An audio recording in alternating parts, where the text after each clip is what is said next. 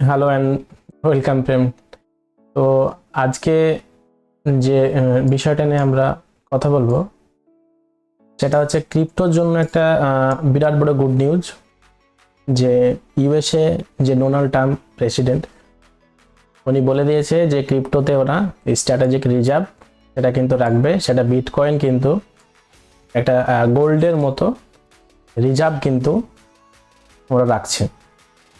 তো আগামী দিনে হয়তো ক্রিপ্টোকারেন্সি একটা বড় ধরনের একটা রেভলিউশন আসতে পারে। তো ইকুইটির পাশাপাশি কিন্তু ক্রিপ্টোকারেন্সিটাও কিন্তু এখন একটু মাথায় নেওয়ার দরকার আছে, কারণ মানুষ আধুনিকতার সাথে সাথে অনেকই চেঞ্জ করে।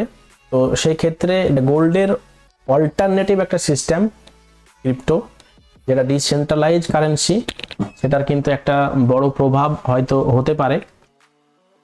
তো ক্রিপ্টোর জন্য আমরা অলওয়েজ বুলিশ। তো দেখা যাক বাকি কি আপডেট আসছে। তবে আজকে 7 তারিখ, আজকে ক্রিপ্টোতে কিন্তু বড় ধরনের একটা রেভেলেশন, যেটা বলেছিল ডোনাল্ড ট্রাম্প, সেটা কিন্তু করে দেখালো।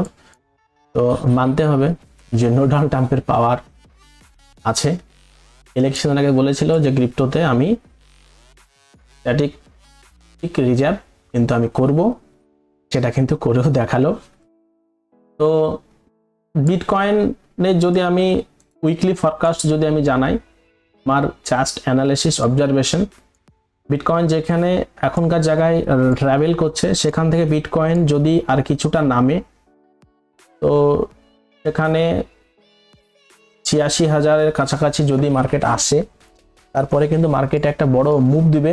তো bitcoin near about my point of view, যদি ঠিকঠাক যদি সবকিছু থাকে, তাহলে 1,20,000 আশেপাশে বিটকয়েন রিচ করতে পারে।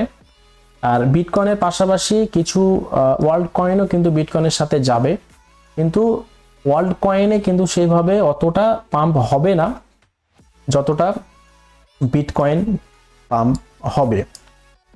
তো থ্যাংক ইউ, যারা যারা ট্রেডিং করবে তারা রেডি থাকো, যারা ইনভেস্টমেন্ট করবে তারা তো ইনভেস্টমেন্ট করেই ফেলেছো। Thank you so much.